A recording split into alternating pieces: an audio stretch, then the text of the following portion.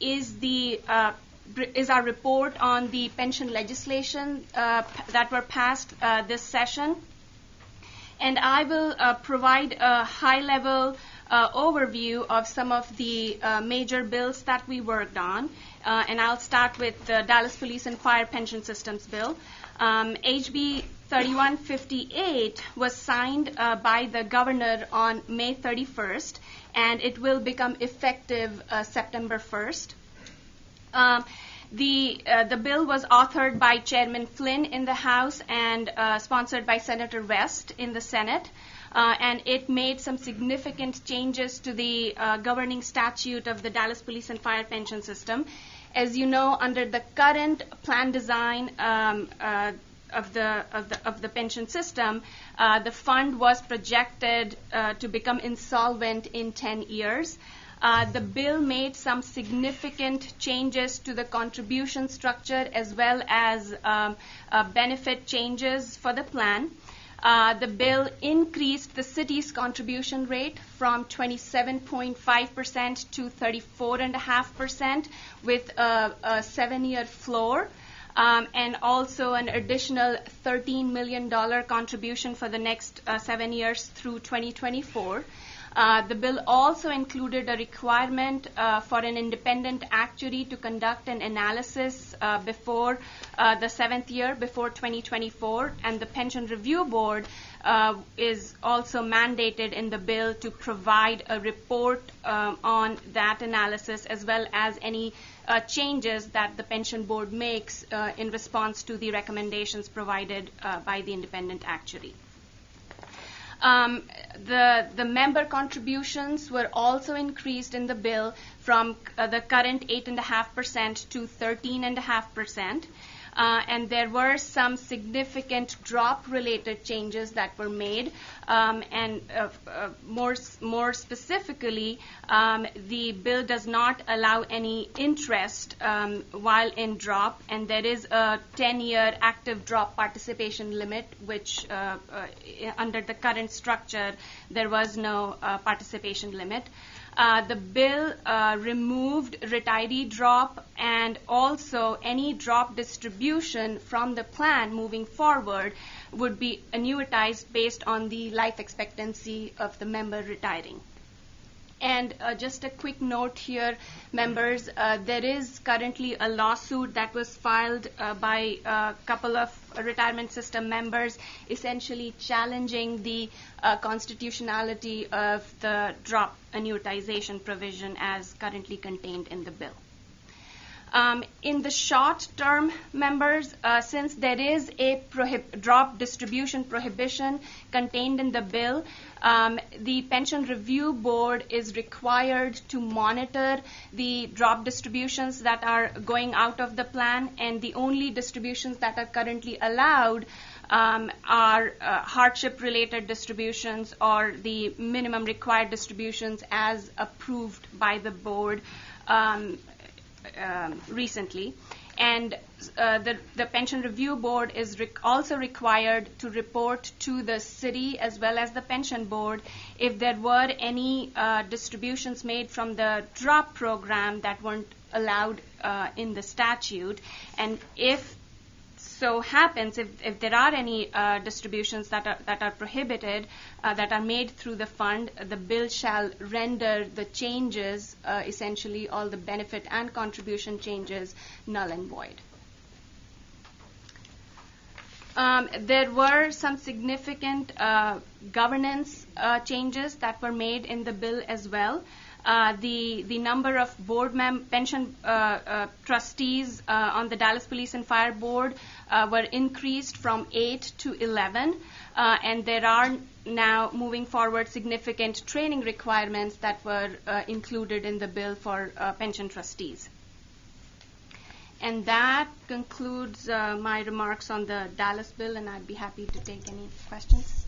I have one question, and you may not know the answer or be able to answer it, but I was just curious about the lawsuit challenging the drop distributions, if that has the same effect related to the other provisions of the statute, if those are ultimately ruled unconstitutional if that has an effect on the statute, or if it's just any unauthorized distributions. Any unauthorized distributions. As the bill is worded, any unauthorized distributions that are made by the pension system in the interim until through September 1st, that would make the changes null and void.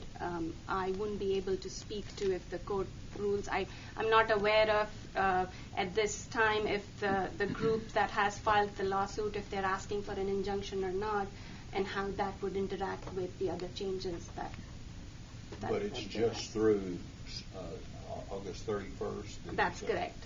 Okay. And is it all the different drop features, or is it just one piece of the drop feature? It pertains to the drop payments, the payments that are made Payments through going. August 31st from the drop program. Anu, Yes. the only lawsuit outstanding right now as a result of the Dallas reform legislation pertains to the drop? That is my understanding with regards to Dallas Police and Fire, yes.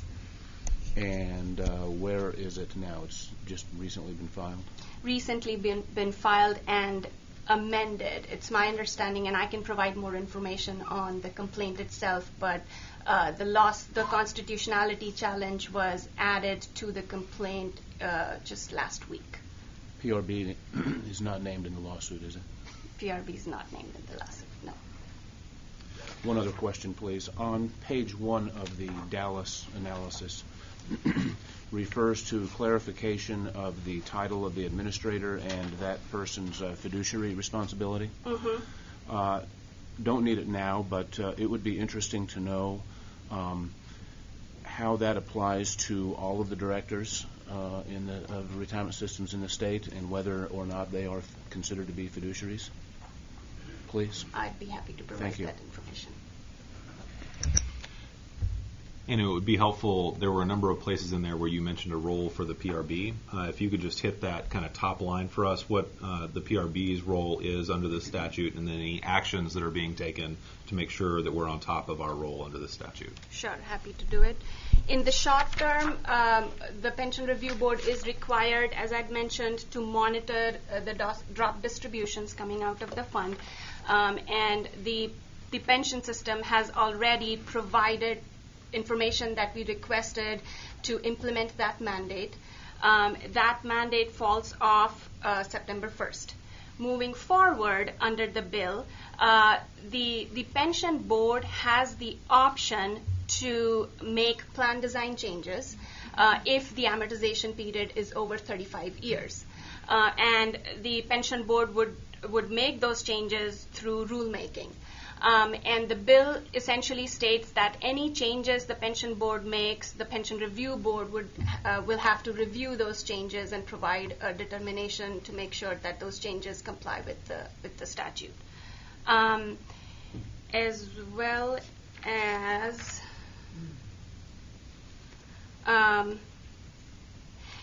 with regards to the independent actuary, the Pension Review Board is required to recommend the independent actuary that the pension board would then hire before 2024.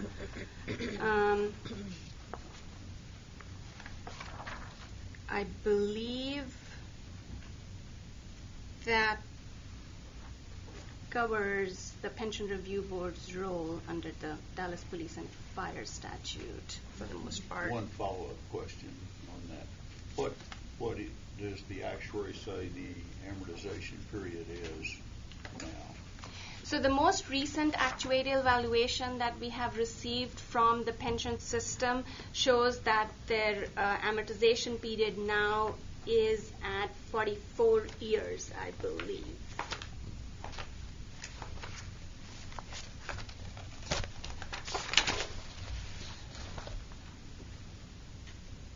Yes. Yep. So it's projected to be at 44. They were in such a deep hole. That's still higher than actuaries would like to see it. But it does certainly show that they've made significant changes in both contributions and benefits to get down to that level. So mostly they've done this through actions on their part, not just hoping for the future on amortization for changes. Does the 44, that amortization comes from an AV that was effective on 1/1/2017? That's correct. And So it that doesn't include the changes. It does include It the does changes. include the changes, Yep. okay. The amortization period that we were projecting in the actuarial impact statement was 46 years. And, yeah. Great. Good. On the monitoring the drop distributions, that role for us goes through September 1. How often are you receiving information from the plan? Monthly. Monthly. So we requested the plan to provide their March and April distribution information so we could use that as a baseline. And since then, the system has provided their May, June, as well as now July distribution information. Got it. And are there any red flags with that information? None that we have Great. seen so far. So we're just waiting on the end of August. End of August. Great. That would be a tight timeline for us, but the plan has been very helpful in providing the information that we are requesting. On the other roles, so the review of any changes, that seems to be something that we can handle pretty easily given current staffing. On the recommended actuary, are we working towards a recommendation list just to be prepared? Are we kind of coming up with criteria between now and then so that we're not caught off guard if we need to recommend actuaries? That is a good suggestion. We could start looking into that and maybe coming up with criteria to start looking at actuaries and coming up with a potential recommended list. I got a question. And so, in monitoring the drop, what exactly are you monitoring? And if there's a violation, what do you do when there's a violation? Sure. So the statute essentially outlines the type of drop distribution that is allowed through August 31st. Essentially, the distributions are in line with any hardship-related distribution or certain tax-related distribution or the minimum required distribution that the pension board has approved. The information that the pension fund provides to us, we make sure that any distribution that is made is in line with those allowed distributions in the statute. The statute also states that if there are any red flags that the Pension Review Board identifies, we will have to inform the city as well as the pension board and go from there. Essentially, if there are any unauthorized distributions that are made, then all the other changes, like I mentioned, becomes null. And I would recommend that we start coming up with some criteria for recommending an actuary, should we need to do so under the statute. We can do that. Thank you. New board members, have the new board members been selected, and if so, when did they begin their terms? Sure. So the statute or the bill requires the mayor to come up with 6 board member recommendations, and those recommendations have to be approved by the city council. It's my understanding that the mayor has come up with the 6 names that he's proposing. Come September 1st, the statute requires a nominations committee to be established, which would be comprised of the 11 associations. And those associations will then adopt rules to come up with a process to nominate 3 trustees to the board, and the remaining 2 would be active and retiree pension system members. Got it. And they would begin their terms on September 1? Essentially, that's my understanding. So whenever the process is completed, I think it would take probably a month or so. When I reached out to the pension system to get an update, their hope is to come up or nominate the remaining 5 trustees by mid to end of October. Got it. Okay. Now, the 6 from the city side have already been picked, haven't they? Did I read that correctly?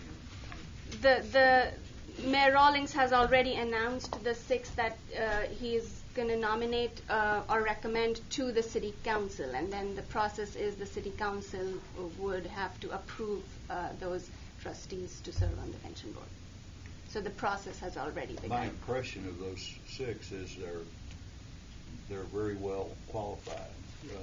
They're taking this seriously to really get qualified people, and one of their qualified, the one of the 6 that he mentioned is the former head of our pension review board here in Austin. That's correct. And the statute does have, the bill does have certain stringent qualification requirements for trustees to serve on the Dallas Police and Fire Pension Board. Did you say that an announced board member for the Dallas board is a member of this board? Former member. Former PRB Yeah. chair. Thank you. Maybe it goes back 5 years or 7 years ago or something like that. He Like, was 9 or 10 years ago. chair of our board. That's correct. Great. I think we're probably ready to move on to Houston. Moving on to the Houston bill. The bill was signed by the governor on May 31st, and it became effective July 1st. And just to quickly step back, the bill was authored by Senator Huffman as well as Chairman Flynn in the House. The corridor mechanism or the cost sharing mechanism contained in the bill generally stayed the same.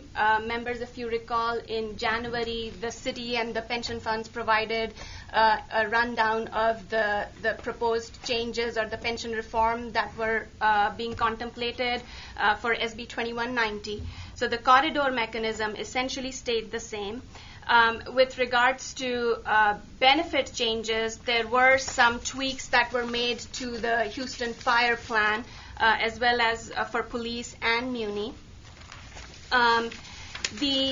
And so without going into the specifics, unless the members would like me to, we have included a brief discussion of the corridor mechanism in the report.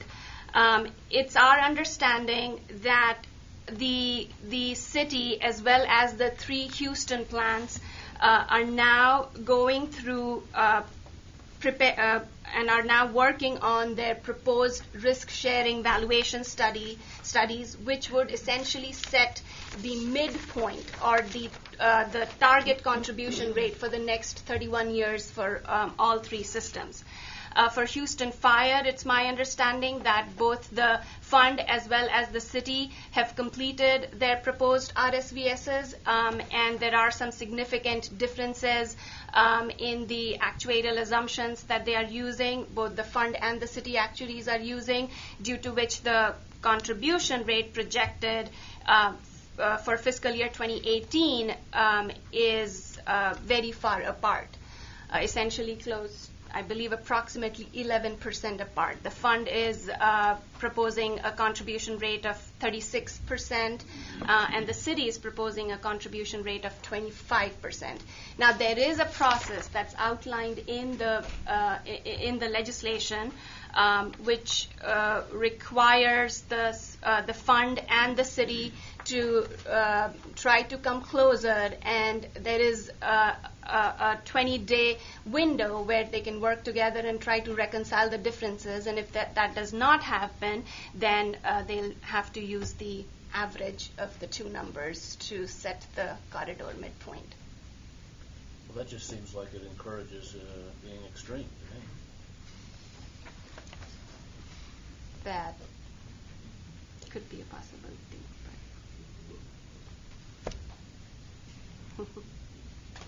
On Houston, it would be useful to know, I believe we also have a role under that statute. Could you review what the PRB's role is under that statute? So for the risk-sharing valuation study, the pension systems and the city are required to submit the final initial risk-sharing valuation as well as future risk-sharing valuations to the Pension Review Board. And the Pension Review Board is then required to notify the leadership offices if there are any if the PRB determines that the risk-sharing valuations are not in compliance with the state law.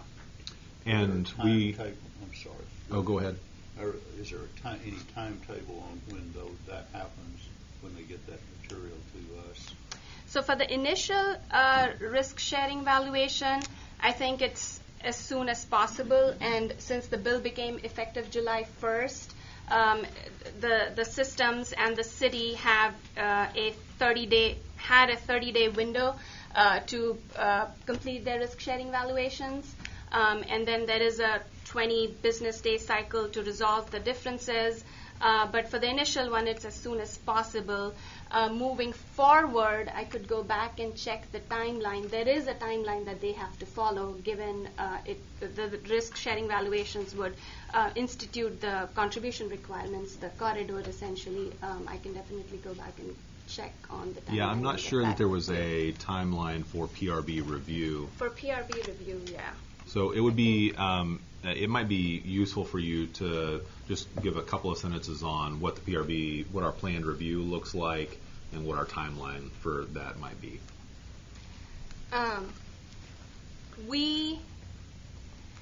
The plan review or the risk-sharing valuation review that we would engage in my mind, and Kenny could speak more to this, would be similar to our review that we do for actuarial valuations, as well as similar to the actuarial impact statement review or the analysis that we do during session.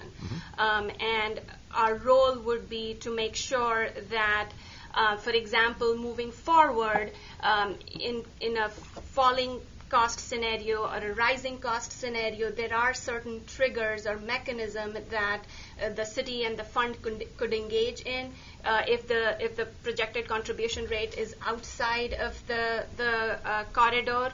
And so we'd have to make sure that any changes that the funds or the city make to bring the contribution rate within the corridor are in line with the statute. Got it. My understanding, going back to Mr. Brainerd's comments, is that a lot of a few of the assumptions that go into, or the methods for calculating actual planned cost that the city would pay, are constrained or determined in the legislation, and so there's limited ability to push to extremes. I think we're probably seeing the extent of the 11% probably represents the extent of the extremes. Pretty wide range. It's a wide range. We've got the plan asking for more money, which I think is a positive thing given the plan's condition. So you're exactly right. It's my understanding that the variance is predominantly due to the different assumptions that the two actuaries, the fund and the city's actuaries, are using. But they're using a common investment return assumption. That's correct. Correct. So the assumptions that's outlined, the conservative assumptions that are outlined in the bill, they have to use those with regards to the 30-year closed amortization, the cost method, as well as the discount rate. You're exactly right. So there are other actuarial assumptions that are producing that wide a range. The things that they are unconstrained on is any benefit parameters that they may interpret differently, or the mortality table. There could also be differences in inflation rate, although that is constrained. There's a cap on inflation rate, so it would predominantly be those kind of three areas, is my understanding, that would lead to those differences. I don't know how this difference is spread. I haven't seen any of the information. I'm not sure that the PRB staff has seen any of that information. So it could be a combination of things. It could be just a difference in interpretation of the benefits, the benefit parameters in the statute as well. So on the issue of the investment return assumption, state law now prescribes a 7% return assumption for the city of Houston pension plans. That For is funding correct. purposes. For funding purposes. And that's in statute indefinitely until the legislature makes a change. That is correct. However, there is a mechanism in if the contribution rate falls outside of the corridor, there is a mechanism which could potentially allow the city and the fund to mutually agree to change or lower the discount rate assumption moving forward. So the city and the individual plans may, on their own, elect to reduce the return assumption but not increase it. That's correct.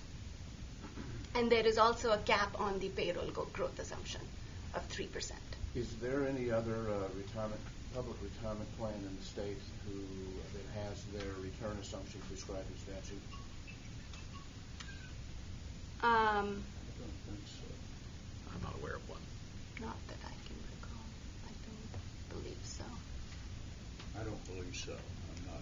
Just to be clear, though, this is not return assumption. It's discount rate used for funding purposes to calculate the city's contribution rate. And more Slightly different specifically for technicality, but different. More specifically for the initial I risk-sharing appreciate valuation. clarification. Another It's a minor point. distinction. Another Could be point major. about them is in October, the city votes, and if the city were to vote down they could vote against the full amount of a lump sum payment to the fund. Clear that up, or that I didn't state that very clearly, but Sure. So there is an important action that's about to occur. So there is a requirement. The Senate Bill 2190 amends Chapter 107 of the Local Government Code to require voter approval for the pension obligation bonds that will be issued to fund the Houston Police and Houston Muni plans. And there is a requirement, or there is a provision in the bill which essentially allows the Houston Muni and Houston Police boards to rescind benefit changes if the city is unable to provide or issue the POBs to those two systems. And there are certain timelines that's enumerated in the bill. So there is a reduction down that would occur if they don't get The pension obligation bonds. pension obligation bond. That is correct.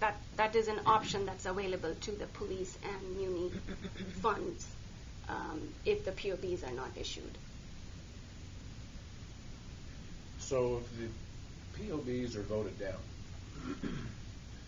then there's a process, prescribed that would basically rearrange the benefit reductions.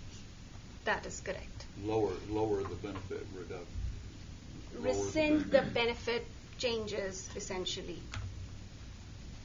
And So the Houston Police and Muni pension boards would have the option to go back to the benefit structure or the plan design. But the decision they'll be making will be based on an aggregate $1 billion less to play with, right? That's correct. So the rearrangement of benefits would only be lower than they are currently.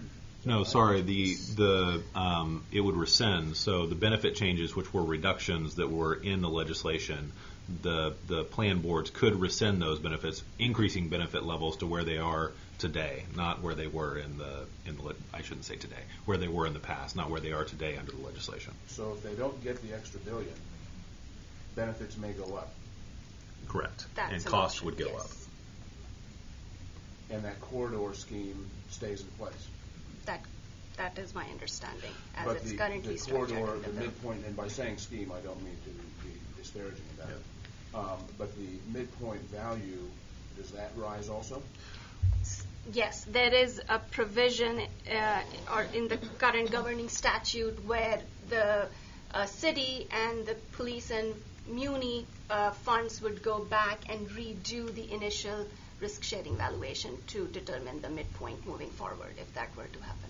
would the muni and the police increase in this situation be an increase in an annual amount over time, or would it be the exact, I mean, they'd be giving up a lump of money.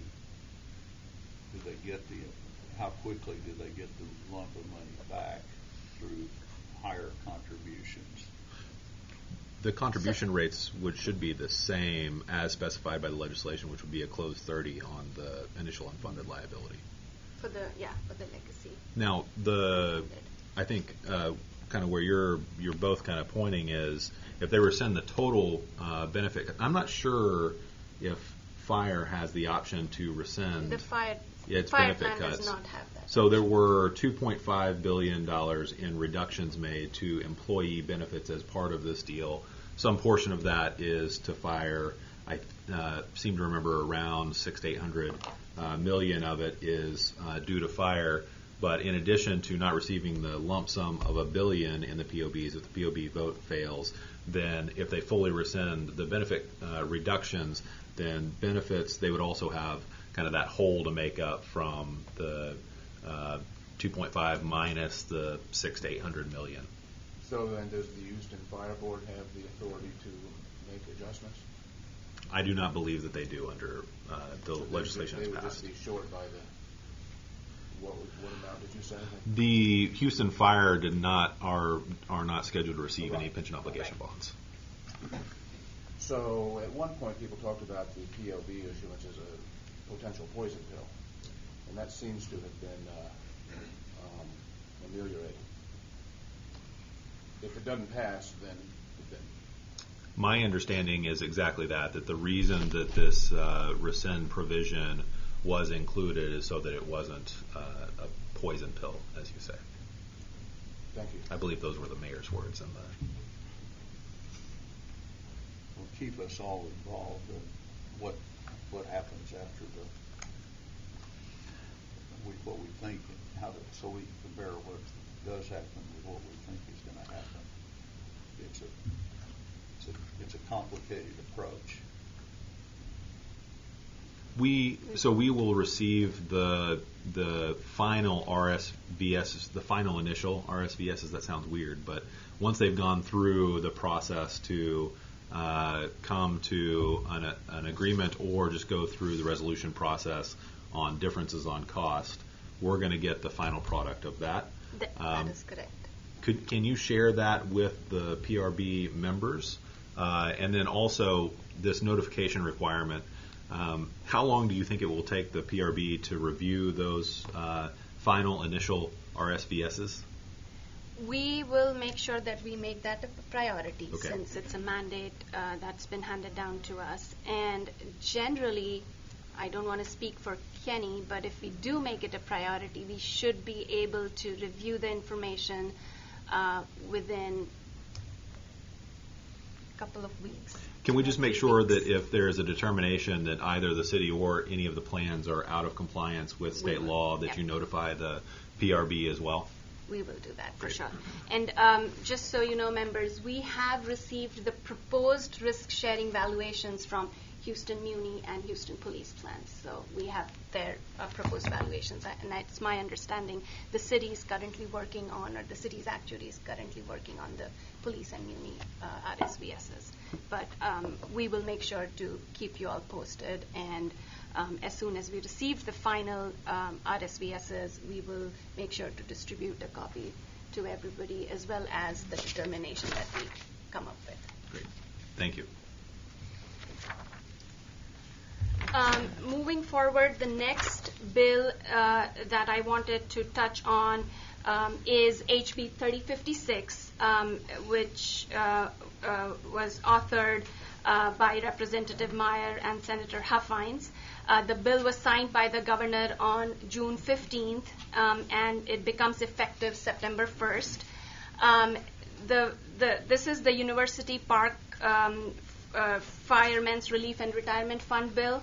The bill adds a section to the TELFRA statute allowing the city of University Park to adopt ordinances which would allow new firefighters to join the Texas Municipal Retirement System, as well as close the current TELFRA plan. Yes, it's closing it. It's closing the current TELFRA plan, and then need to go into a different system. That's correct. That's correct. The TMRS system. TMRS system. It's our understanding that the city is currently working on drafting the ordinances, and they hope to have the city council approve the ordinances sometime in September. The next step in the process would be for the current TELFRA plan, the University Park plan members, to approve those ordinances or the changes as well before before the requirements become effective. And the city has until October 1st of 2018 to complete the process in order for the bill to go forward. And this applies only to the University Park plan. That is correct. It was a TELFRA bracketed. Plan. All the other plans are not affected with the TELFRA plans. You're exactly right. It only applies to the University Park fire plan. And I assume that the city and TMRS are working closely together both on the ordinances and how that would play out here over the next few months. So the ordinance piece is for the city of University Park to comply with.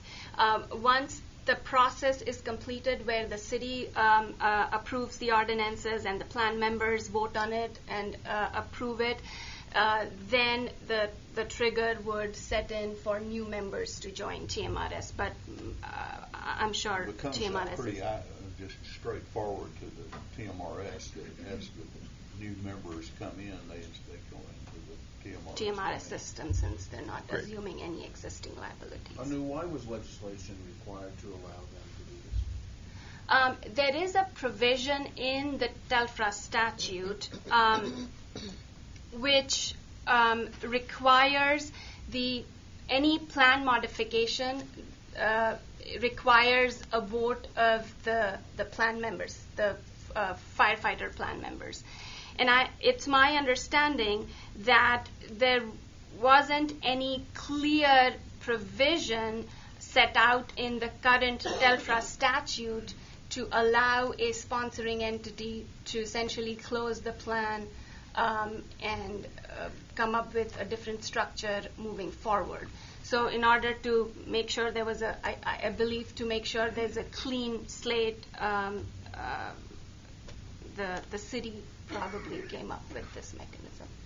So this was more about creating clear authority in the absence or in ambiguity rather than That's correct. necessarily needing a change. And since it was a bracketed provision and it only applies to the one sponsoring entity or the one retirement plan, the University Park plan, they requested the legislature to make this change. So this change pertains solely and exclusively to University Park. That's correct. Other TELFRA plans that might want to do the same thing would have to get their own bill. That's correct. That's Does my it name understanding. University Park in the legislation? I believe the legislation has language about the population bracket. So that's how generally the Vernon statute, the way it's structured, it generally speaks to the population bracket. Population and land area.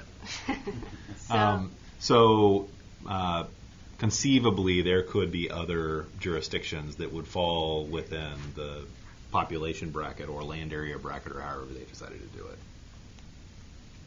that's possible. I sit in on a lot of that. I don't think we've talked about that. I think the belief is that it was just this one city.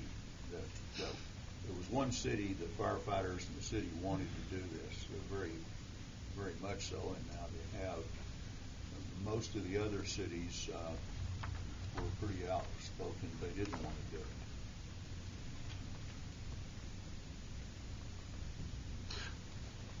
All right. And it's my understanding that the bill also amends the TMRS statute to allow the city of University Park firefighters moving forward, or new hires moving forward to enter the TMRS system. So they created a bracketed provision in the TELFRA statute as well as in TMRS statute to allow that. It's only future firefighter hires that go into the TMRS. That's correct. All current firefighters would stay In the current TELFRA plan. That's correct. Got it.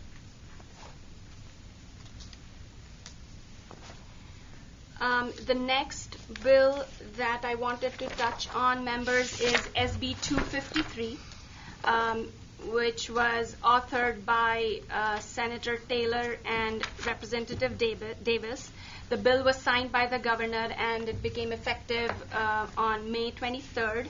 The provision that I wanted to highlight was that the bill transfers the duties of the Pension Review Board to prepare, maintain, and administer the Iran list to the Comptroller's Office. So the Pension Review Board, moving forward, will not be developing the Iran list, and that duty was transferred over to the Comptroller's Office. The last bill that I would quickly touch on is the ERS sunset bill.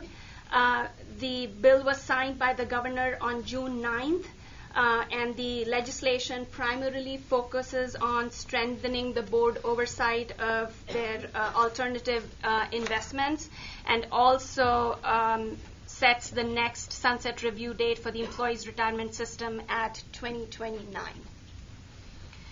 The remaining bills that we included in this... That last bill, we don't have any direct involvement in that bill. We do not. The ERS bill. That's correct. And the remaining bills that we have included in this report were mostly technical in nature. The bills essentially making cleanup changes to TRS statute or getting rid of old archaic laws. And that concludes my presentation of the ledge report, and I'd be happy to answer any other questions you may have. Anu, would you please have your staff take a few minutes to just condense the requirements that were included in all of these bills this year that pertain specifically to the PRB that have a specific workload on the PRB staff? We would be happy to do that. And in these bills, or as a result of these bills, I know you're going to talk budget later, but was any money approved specifically for the PRB? No. In terms of addressing the workload? No? No. Thank you. I guess then you also have one minor savings if the issues are related to Iran get moved to a different agency? Or is that so small that you don't even... The legislature, we didn't get any money Anyway. with regards to the Iran list. So you're right, the staff would have one less thing to work on. But with regards to appropriation, since we did not receive any money relating to preparing the Iran list, we don't have, yeah.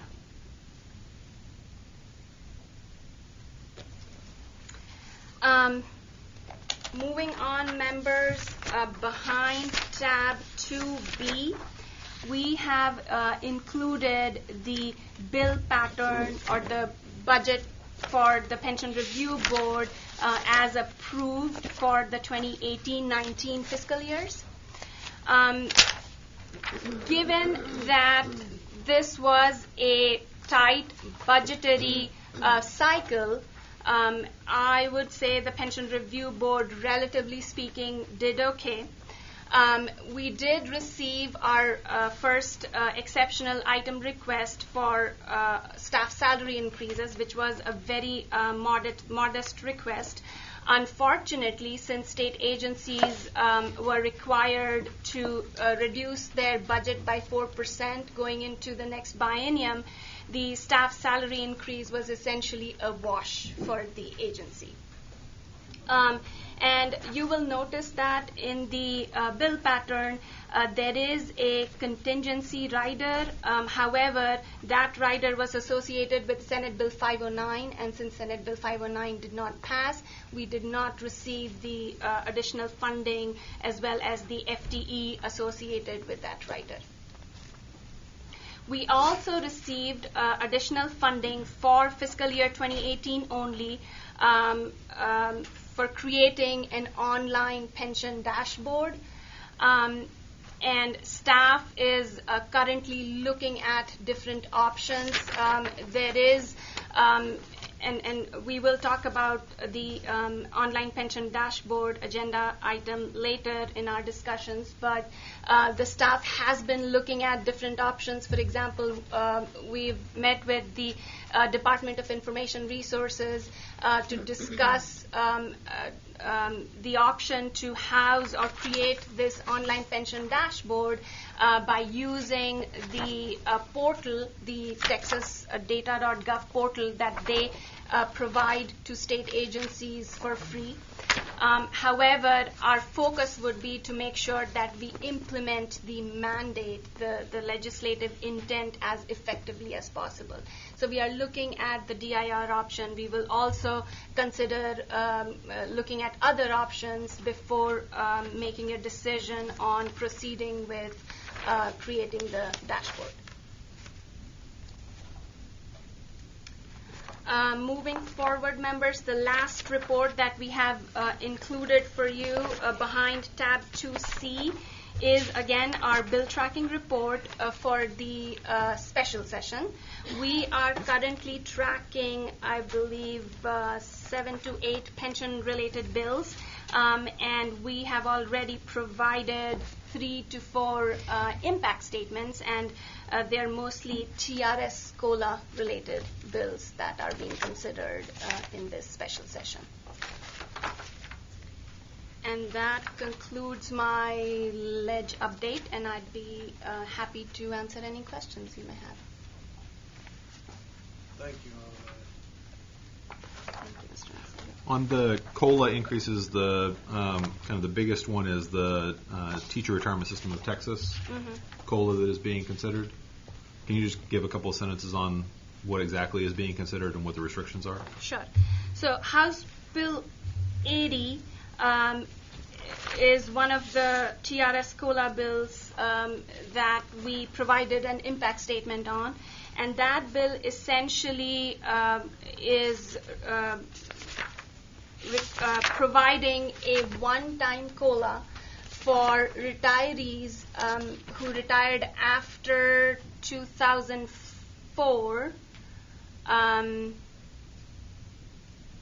After 2004 and before 2015.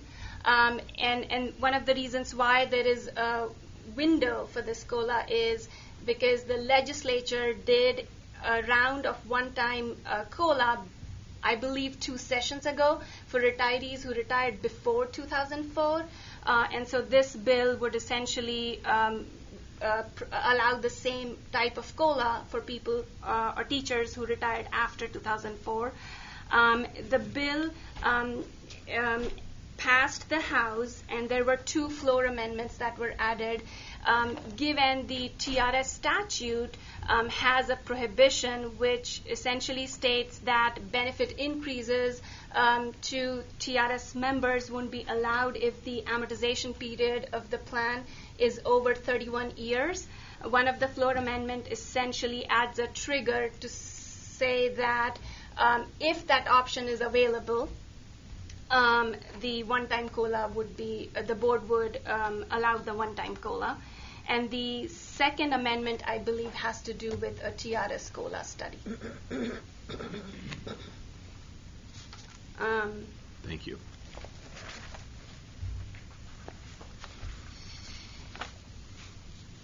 Any other questions, members? I think that's all we've got. Thank you for that update. Sure. All right, moving. Just one comment on this. I believe this is the most involvement we've had in terms of things happening over the legislature that over many years. We had a lot to do. A lot will be done. I would agree with that. This session was extremely busy for us.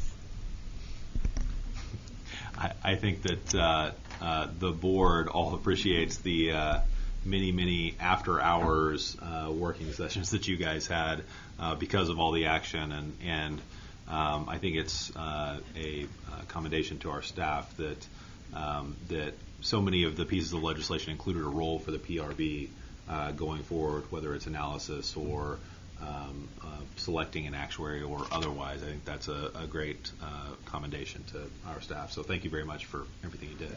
And I recall sitting in on one session where one of the senators noted in a positive way the help that they were getting from the Pension Review Board. So I think we have a good relationship with. Had to work real hard, but a good relationship with the legislature. Thank you. All right, let's move along to item number 5 on our agenda, the Actuarial Committee. Mr. May, can you set us up here on item number 5? Let's see, is this item 5? Is that the one where we're planning the... Oh, excuse me. All right, we're going into the Actuarial Committee, various discussion points.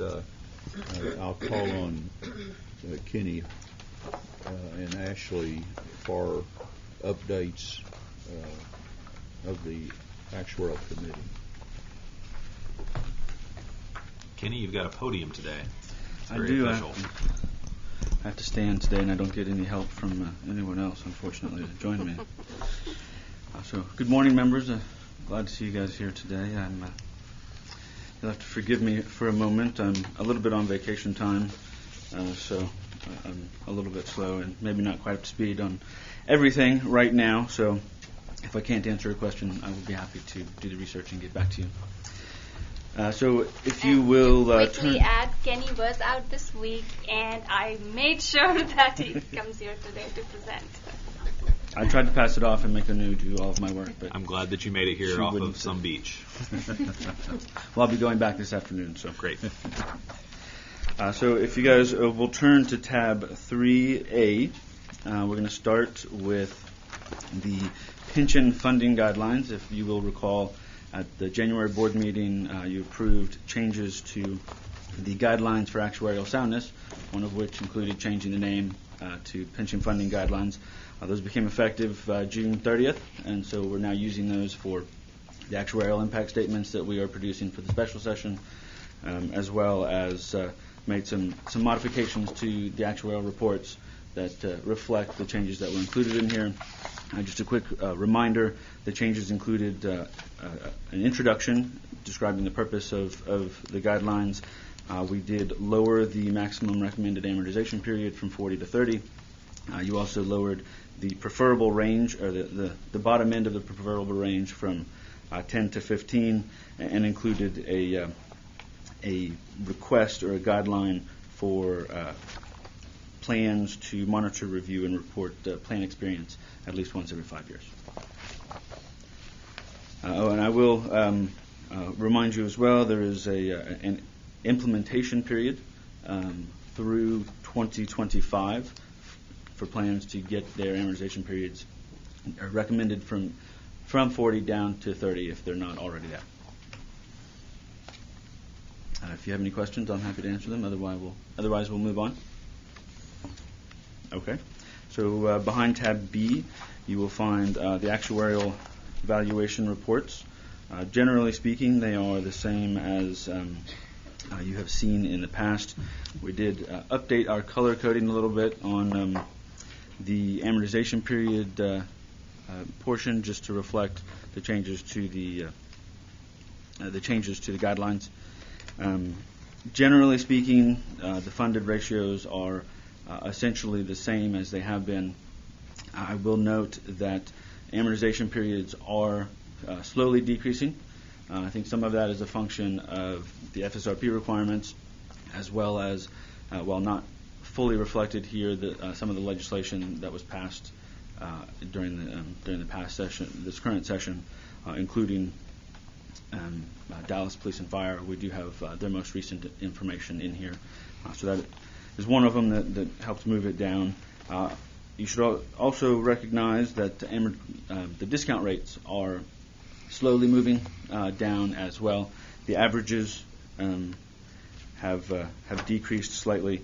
Obviously, the medians are primarily driven by TRS, and so those are going to move when TRS moves for the most part. So, and that obviously they are taking a look at their current discount rate and considering changes in the near future. So that may come into play at some point. Kenny, the evaluation report dates are typically at the beginning of this year, or are they at for the current effective date? Yeah. We have received a number of valuations that are 12/31/2016 or 1/1/2017, but that depends on the plan. There are quite a few that I think we range from the end of 2014 to the beginning of 2017 as far as what we've received. The requirement is at least once every 3 years. I'm not aware of plans that are regularly doing it only every 3 years. Most of them, a lot of the Telfer plans are doing biannual evaluations, and so some of them have provided an update as of 2016. Some of them are their next expected valuation wouldn't be until the end of 2017. So there's kind of a wide range. So given that there's been good investment and experience in this year, in the year 2017, it will be partially picked up in the next valuation, but not in these valuations. Right. So it would not be reflected here. Any of the changes or any of the impact of 2017, we probably won't see until the middle of 2018 is when we typically start receiving plans that end 12/31/2017, or they do the valuations of 1/1/2018. So it's usually 6 months or more before we actually receive a copy of that valuation. And again, a lot of these plans are using actuarial value of assets, so they are smoothing their assets. So the gains, only a small portion of the gains would be reflected right away. Typically, it's about 5 years for it to get fully reflected. And Kenny, my understanding is that we're likely to see additional action on plan discount rates here going into the next set of AVs that we receive. I would expect that it's certainly plan discount rates are certainly getting a lot of press, and I believe that a lot of boards are looking at this more closely, and so I do believe that plans are considering whether or not to lower their rates. So yeah, I would expect to see more to start moving down as well. Got it. And I would note, just for the board, the aggregate funded ratios were flat between the two effective dates, but the unfunded actuarial accrued liability increased by around $4 billion, or around 7%. So it's still a substantial increase in the debt that is owed to these plans by their public employers.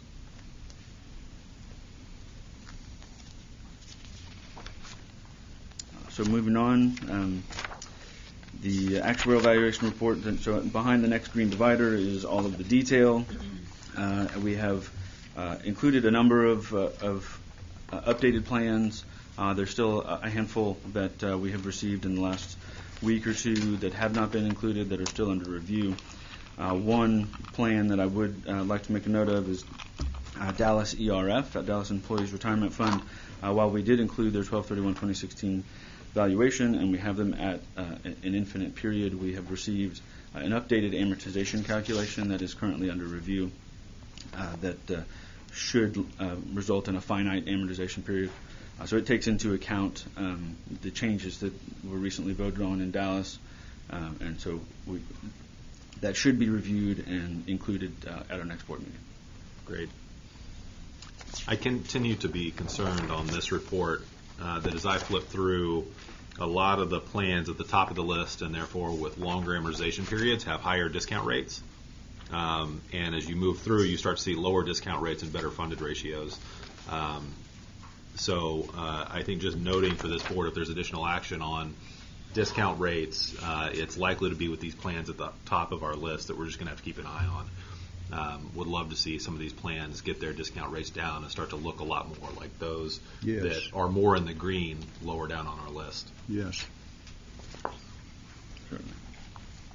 So behind the next two green dividers are the supplemental report, which provides accounting information primarily, as well as the 10-year net return that the actual net return that the plans have achieved.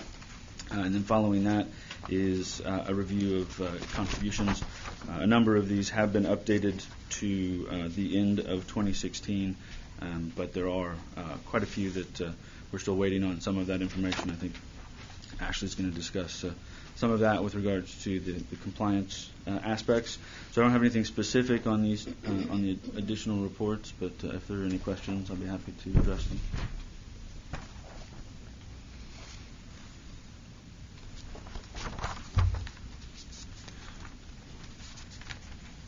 No questions from me other than just to note for the statewide systems for TRS and ERS, so the Teachers Retirement Plan and the Employee Retirement System of Texas.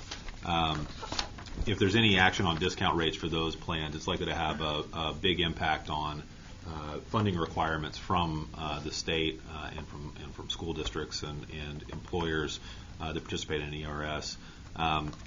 Looking at the TRS, just looking at the GASB statements here, the net pension liability at minus 1% on their discount rate really swings their funded ratio by about 10 percentage points. So there are big implications there for them if they consider lowering their discount rates, and they've got one of the highest discount rates in the state and the country at this point at 8%. Who is that? TRS, Texas Teacher Retirement TRS. System. Yep. Just a big swing there with considering that minus 1%. What came out recently, Tim, or teacher retirement and state employee retirement, didn't they both have was it quarterly or annually that they were showing a rate of return of around 14% that will get reflected in the future positively? Yeah, that would be great. I think this year's return should be around double digits, so that's a very positive thing. Although, as Kenny said, it's going to take a little while to roll in, and this any discount rate changes is likely to be much more dramatically outweigh a one-year return number for this plan. So it's still something to keep an eye on.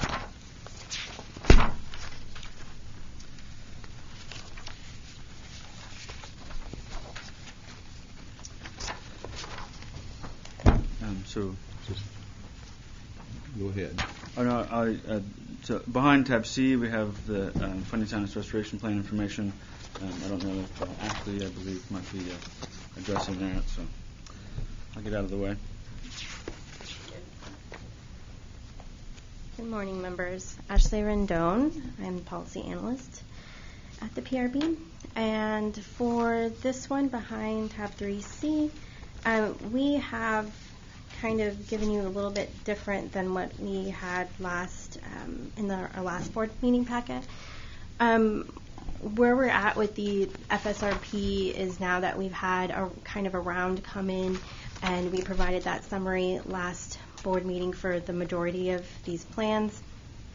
We now have kind of 4 different lists that we wanted to provide you with.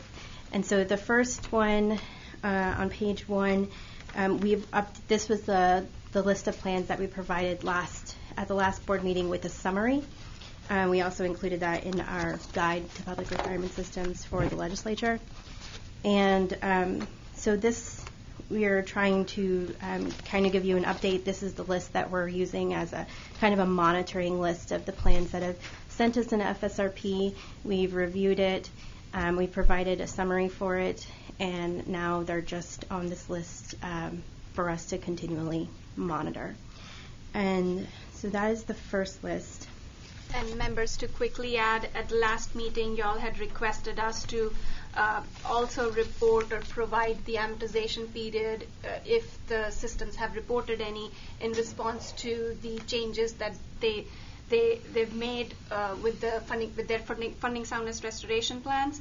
So we have included a column in this first table, the FSRP progress report, to give you some idea of the shift or change in the amortization periods for these systems, taking into account the FSRP provisions that they have submitted.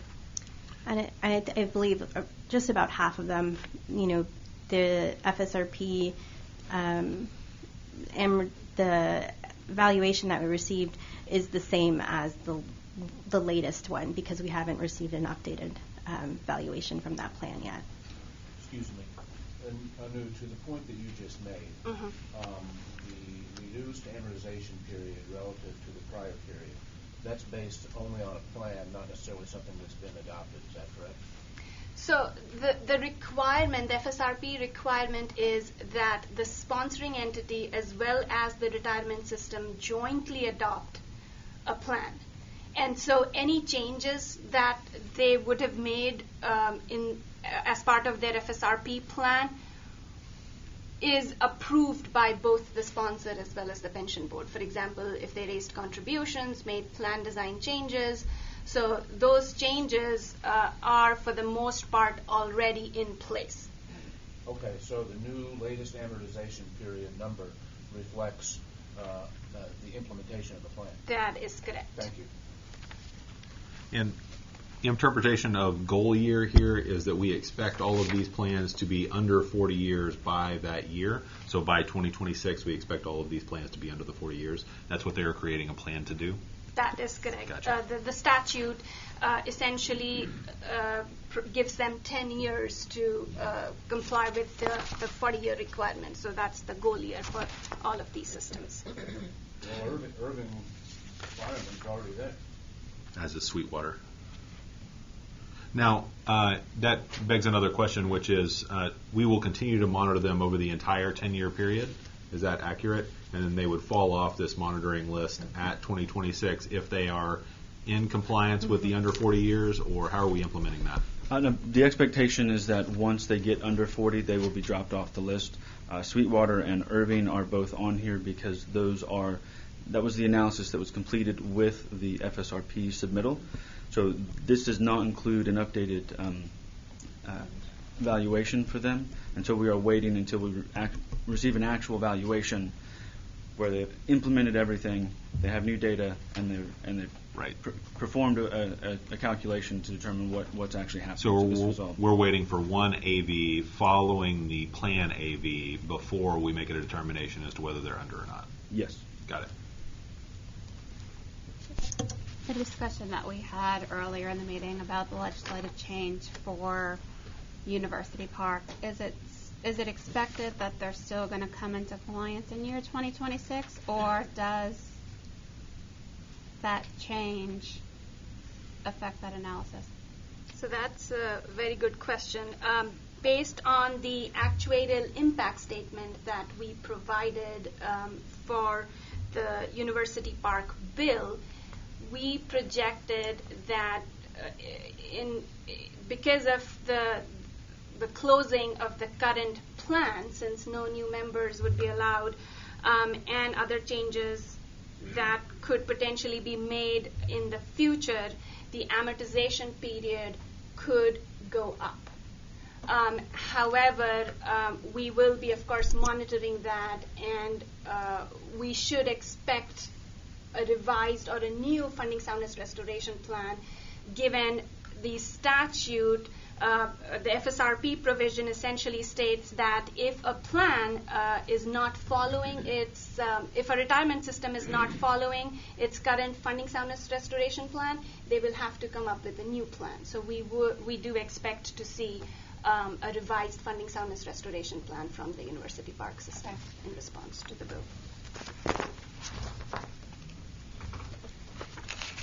So on page 2, we have provided a summary of the FSRP submitted of course, with Dallas Police and Fire, the new legislation that was just passed under House Bill 3158, these are the changes that we've kind of summarized that affect the amortization period.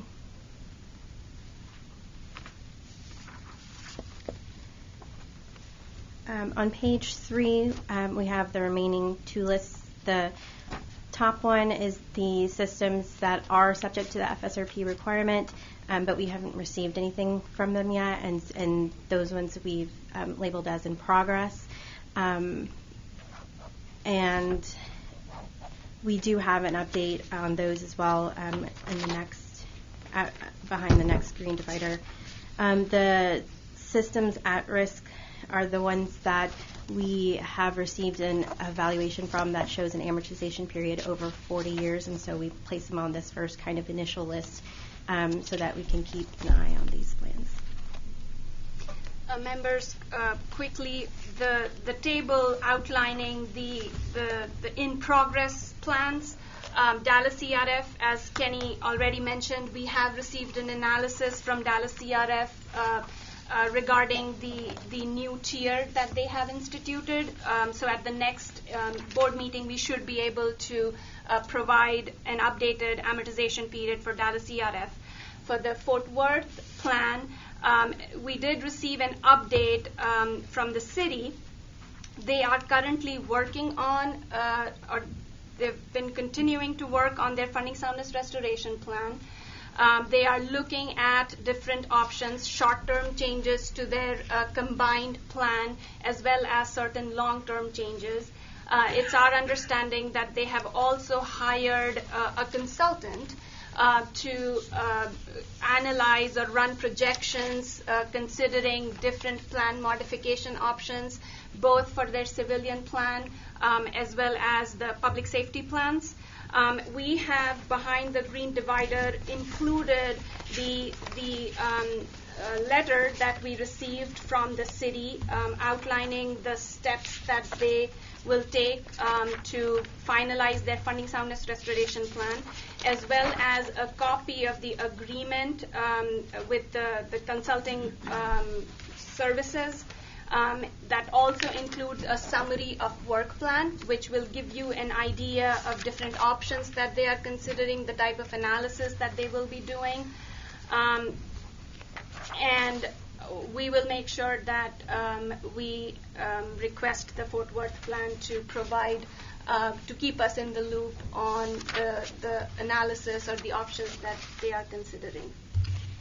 I have had some particular concern of Fort Worth. I remember that Fort Worth sat in along with Dallas at a meeting in Arlington to talk about what they were doing to strengthen their plan, and there was some sense of optimism in Fort Worth that has not been followed up on.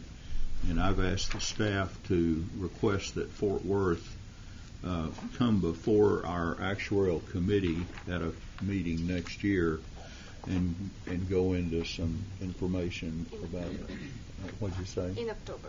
In October of next year. Of this year. Of this year, excuse me. That we'll have them come down, because I felt like listening in on both of those that Fort Worth was fairly optimistic that things were going to be better, and they're not better. And so the actuarial committee will meet in October to talk with Fort Worth and hear what they have to say about what's happening. And members, we have reached out to the city, and they have agreed to appear before our next actuarial committee meeting to provide an update on the progress they're making with their funding soundness restoration plan and the different changes they are considering. And I would want to talk with staff more, but I wonder, I might want to invite Longview to that same meeting. I worry that Longview has asked us to pick a reviewing actuary, if I recall right. Does that sound right to you, or am I mixing them up. Be some other plan. It's not Longview. It's not Okay, Longview. I'll have to look at the plan. But we could But- certainly reach out But, to them. but if they're reaching out to us to help them getting second opinions, I may want us to, our actual committee, to talk about what their situation is. And I do remember Longview, or my remembrance of Longview is that they have a long amortization period. Is that something that's correct? That is correct. I believe the 2016 valuation is the most recent valuation we have received from them. And what But- does it show on amortization period, do you recall? Currently, it's showing that they have an amortization period of 50.7 years, 51 years. But their previous two valuations, I believe, showed that they had, they've consistently, their amortization period has been over 40 years for a period of time. So Yeah. we can certainly reach out to them and invite them to come before I'd our like to do next that. committee meeting. On Fort Worth, we've invited the city because the city has control of the plan itself, almost full control of the plan. Is that accurate? That's correct. They have a separate FSRP provision in the state law that applies to the city since they control it. or make those decisions And- Well, on the but, plan. yeah, let's talk about that a little more. I was thinking it was not that clear that it was just the city. I thought there's parts of the governance of that plan that are through staff to the plan. And- It's our understanding that the pension system board administers or manages the investments of the plan.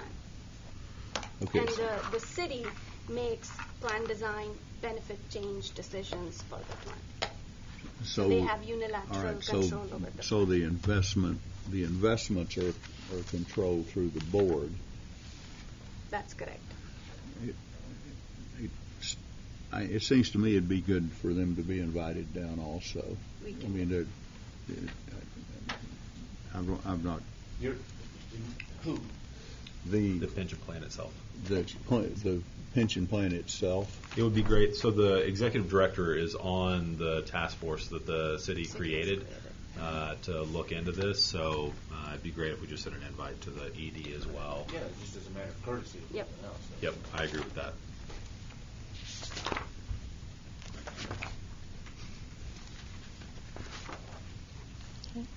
If there are no further questions, I can move on to the next item, which is behind tab 3D, and that is our compliance and reporting. So there's a couple things here on the first table of this summary. As you can see, the non-compliant plans, compliant plans are about even. That is due to the majority of our plans having a fiscal year end date of December 31st. And so those plans' annual reports, which include the membership report, the investment returns and assumptions report, and the audit, are due at the end of July. And so when we ran this report, it was right after that. And a number of them have called and asked or let us know that they would be getting it soon. And on top of that, our staff is processing about, I'll say, 150 reports then. So that number reflects both the staff needing to process those reports as well as plans just not getting their reports in on that day. The next table is the plans non-compliant over 60 days. And if you could turn to behind the next green tab, I believe, you have the one plan that is on list, which is Northeast Medical Hospital, Medical Center Hospital Retirement Plan. Their plan's fiscal year end is June 30th, so they're due at the end of January of a year. So they were, I believe at the last board meeting, were on this list for 2 years, and now it's gone to 3 years. I believe that a majority of that is communication issues, and when we would be getting, we did, I believe my last update, we had just gotten an email with the report, and it turned out that that report was of the hospital district and not a separate plan audit. And so we are waiting on the plan's audit as well as the PRB 1000 for that year, and then also for the previous years. So members, to follow our non-compliance policy at this time, we are requesting for the board to ask or request the Northeast Medical Plan to come before the board at the next meeting, unless, of course, we receive the required reports from the system. It's been we are now on the third year, and we have been in contact, and we have been talking to the plan. However, if they're not able to submit the report before the next meeting, the staff is requesting the board to ask the plan to come before its November board meeting. And we have a motion Are we for talking that. about the meeting of the actual committee or the meeting The of board the board? meeting in The November. board meeting, okay. That's correct. Yeah, I would agree with that. I think that you noted that it was a communication issue. It seems like there's that the Northeast Medical Center Hospital retirement plan is not quite getting it. So let's make sure that we request, if we do not receive it, they're chronically non-compliant. So let's make sure that we get them here. We do have a motion for that, members, just to follow our non-compliance policy. Second. All in favor? We might read the motion real quick. I don't have my reading glasses here. Sorry. And I can read the motion if I need to.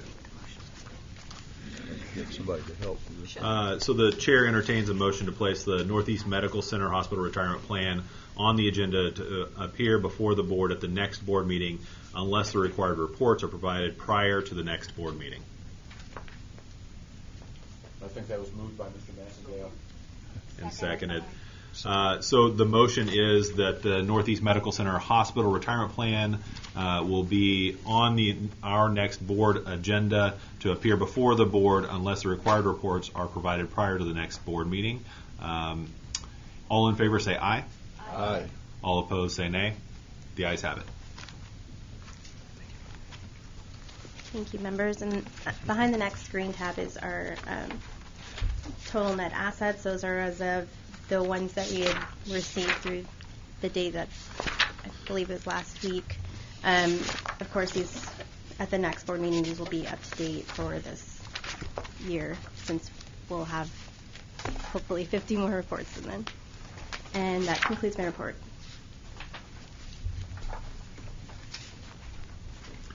Thank you, Ashley. Thank you, Kenny. All right, so I think we have one more item for the actuarial committee, and if you look behind tab E, we have a copy of the policy for determination of system actuarial review. So the PRB has a policy to review more formally various plans. A large portion of how we make that decision is based on amortization period. It's specifically identified in this review policy that we should be looking at any plans more closely that have an amortization period over 40. We are in the process of going through some informal review at this point, and we'll be producing a more formal review for the majority of the plans that are over 40 as well. So we are moving forward with that. I don't remember the last time we actually published a system review, but we are most definitely. And members, just to quickly add to that, it's as part of our general duties, the agency is, or the board is required to conduct intensive studies of potential or existing problems that threaten our retirement systems. So making sure that we are following our mandate and we have a policy in place, our actuarial review policy, we wanted to make the board aware of the policy as well as to remind them about the process that we would follow with regards to the plan reviews. Got it. And so the next step on this would be? So we will, based on the amortization period thresholds, we will identify the plans that we would review in line with our actuarial review policy. And at the actuarial committee meet, and we will of course provide the list of plans to the board members. And then at the inform the retirement systems that we would be reviewing as well, just to make sure we are transparent and making sure that we are communicating with those retirement systems as well. And at the next actuarial committee meeting, staff will provide a report of its findings and recommendations for the retirement systems that it has reviewed. And now, these reviews, whenever you perform them, you're going to be doing a pretty comprehensive review of the fiscal health of these plans, contributions they're receiving. So you're going to be looking at a broader set of measures outside of amortization period? Yeah, so it's a more intensive review of the financial health. Got it. I would be very interested in kind of helping that exercise inform the board's view as to what we should be looking at, so the broader set of measures that we should be looking at to inform our opinion of the financial health of public plans and where there might be problem areas. So it would be great if you guys could, in addition to doing that review, could come up with some recommendations around other measures that we should be looking at as well. Okay, we can certainly do that. Good point. can do that. And that would be in October. That would be in October, correct. We haven't set a date yet for our next actuarial committee meeting, but most likely it's going to be in October. Got it. And we will be, once we pick the plans and and define the scope of review for those particular plans, we will be informing the board as well as those plans ahead of time before we really move forward with that review. So the timing of that will be update to the actuarial committee in October, some update to the board in November, and then move forward with the more comprehensive review. I believe we'll actually be providing notice before the actuarial committee meeting, the plans that we're going to start looking at. Got it. Thank you. Yeah, I have a preference for accelerating that and getting you guys rolling on that as soon as possible.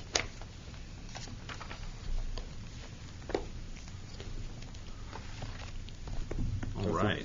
I think that completes the work of the actuarial committee. Thank you, Ashley Kinney and Mr. May. Moving on to item number 6, Mr. Brainerd will take this item here. Thank you. As the Pension Review Board, I think we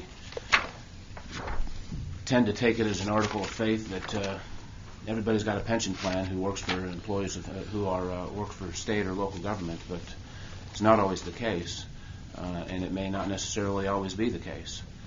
And in my opinion, not all retirement plans are created equal.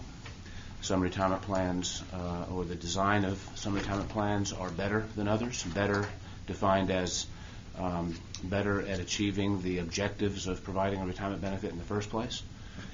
And frankly, I'm kind of surprised that that the Pension Review Board has operated this long without expressing a sort of a fundamental view of what retirement plan design elements are better than others.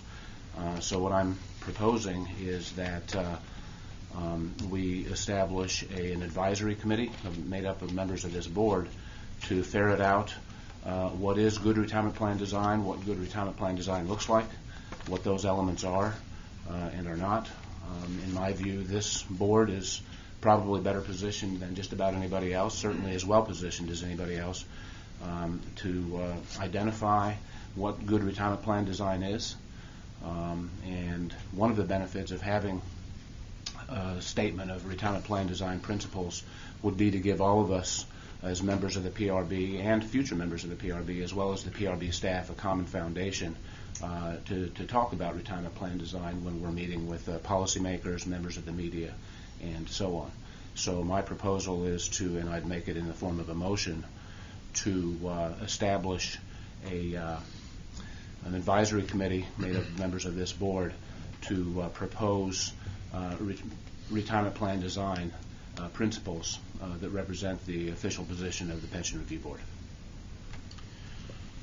How, sound like a good idea, just the procedure of this. Is this a separate, there's actual committee meetings, there's board meetings, there's, what do you call this?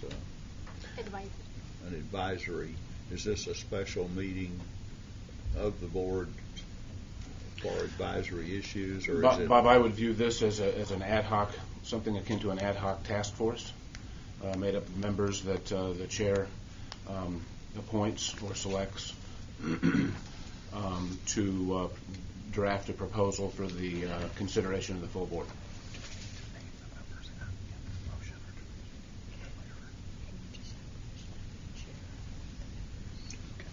I would like to be considered to be on that committee.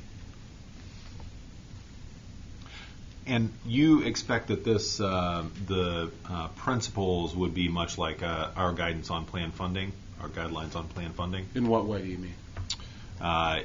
Would they be general principles that would be applied to all plans? We would be able to compare existing benefit design parameters against our general principles and say whether they were met or not, but not really have any enforcement or review beyond that?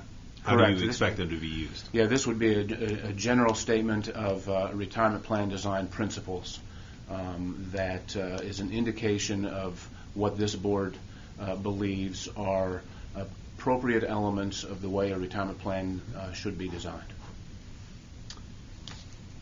Would this focus solely on the benefit side?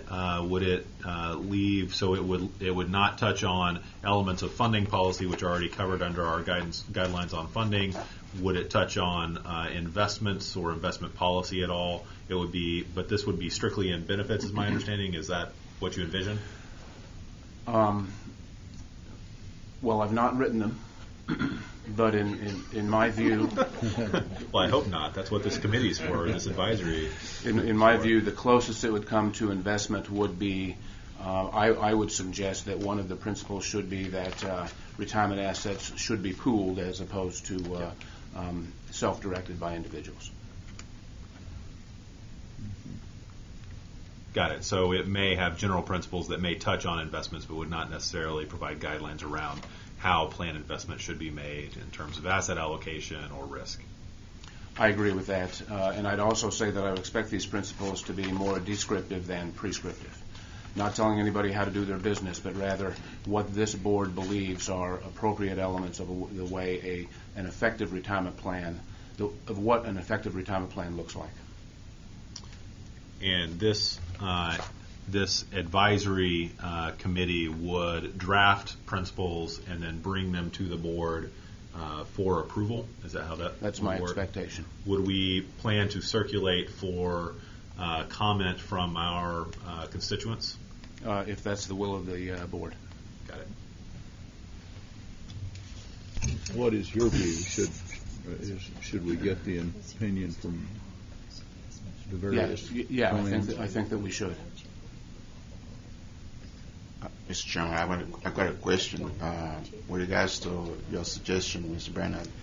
Is it like best practices? Is that what you have in mind? That would be a fair way of describing it. I would not expect to use that term because I would not deign to tell somebody how to do their business.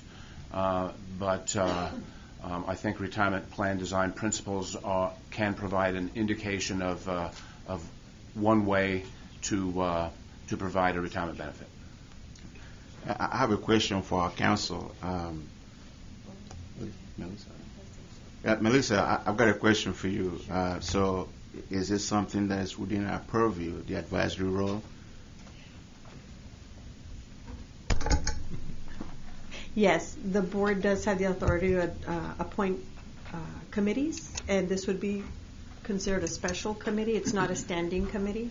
And under the board's bylaws, the committee is appointed by the chair and then approved by the board. Thank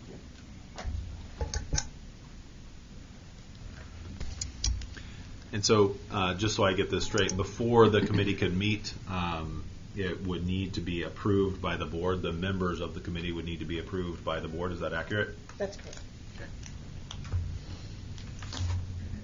So we do have a motion.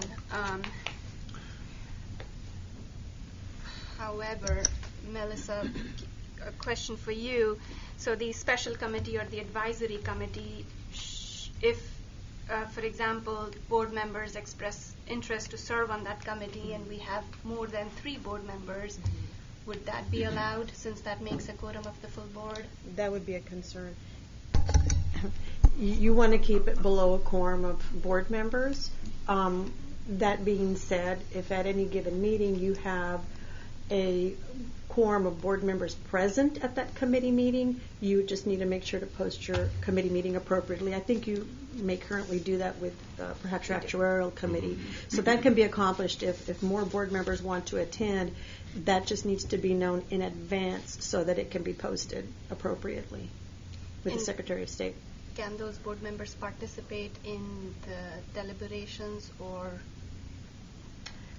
If it's properly posted, they could. The one thing you may want to consider is if at some point you have that much involvement, you could look at doing a committee of the whole, restructuring that committee as a committee of the whole.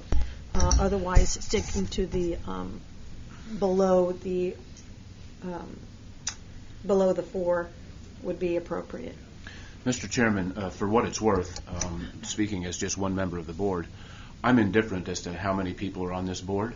By suggesting a task force or an advisory committee, this may get a little nitty-gritty in terms of some of the wordsmithing and so on, and I thought it would be better to do it with a smaller group of members, but I would be thrilled if there was a majority of the board who had a sufficient interest in this to want to serve on this, and if we ended up doing it wholly from the dais, that I wouldn't object to that either. It seems as if, at least to me, that your initial inclination is right. That coming up with an initial draft in a smaller committee for the board to respond to, but with the expectation that there would be significant input and back and forth from the entire board, is probably the right way to proceed. Just because it's very difficult. It's very easy to respond to things from the dais, but it's very difficult to craft from a meeting like this. So my recommendation is we form a committee of 3 whose mission it would be is to create an initial draft for circulation and input from the board, and then we would iterate from there instead of a committee that would create something that would be expected to be adopted, but more make sure there's an expectation of iteration. Does that make sense to folks? I know that of course Mr. Brainerd has expressed interest in being involved. Ms. Leiby has also expressed interest in being involved. I would love to be involved in this, and then Mr. May just expressed interest. I suppose the exercise now, so we can actually begin this work, is choosing 3 amongst 4. And so I don't know, Mr. Brainerd, if you have recommendations on that. Why don't I bow out if the group would consider my suggested initial draft of the plan design principles? I think you ought to be on this. I don't think I'm comfortable bowing out. Okay. All right. So I think that is a great solution, especially since you will have plenty of opportunity to provide input into the process, both informally as well as very formally as a member of this board. So I think we have to modify that motion to include those members' names as well, so that we get approval from the board on those names in addition to the creation of the committee. I believe that our legal counsel is scribbling here to draft. What's that? And appoint a committee chair. Also need to appoint a committee chair. I believe that Mr. Brainerd should be that committee chair. So, Mr. Brainerd, if you could craft a motion that includes those names and yourself as committee chair, that would be fantastic. Look how quickly I crafted something. I'd like to make a motion to form a special committee to develop pension review board principles of retirement plan design for recommendation to the full board, and further that the members of that special committee should be Ms. Livey, Mr. McGee, and myself, Mr. Brainerd. As chair. Thank you, as chair. So moved. Thank you. Do we need a vote? Yep. Is there any discussion on that motion? Hearing none, all in favor say aye.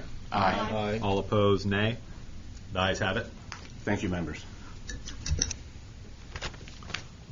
All right. Moving on to item number 7 on our agenda, we're going to discuss and consider developing an online pension dashboard, which was mandated by the legislature. Anu, can you take it over from here? Thank you, Josh. Staff has started considering, as I had mentioned before, different options to first and foremost come up with the technical infrastructure to create the online pension dashboard. And at this time, what we are requesting is for the board to direct staff to work with the actuarial committee, since this dashboard is essentially going to house pension data. And the idea is, since we receive requests from the legislature, our constituents, as well as retirement systems, to provide trend or time series pension data across our various retirement systems. The online pension dashboard would be an accessible medium for our stakeholders to download the data. And at this time, since the actuarial committee is charged with working on actuarial matters, the staff is requesting the board to allow staff to work with the actuarial committee to develop the pension dashboard. And we do have a motion for that, if the board so. Is there any discussion on this item? In my view, this kind of matches our reworking of the reports that we include in the board packet every board meeting. So it's a similar type of exercise which was delegated to the actuarial committee so that the full board doesn't have to deal with the details there.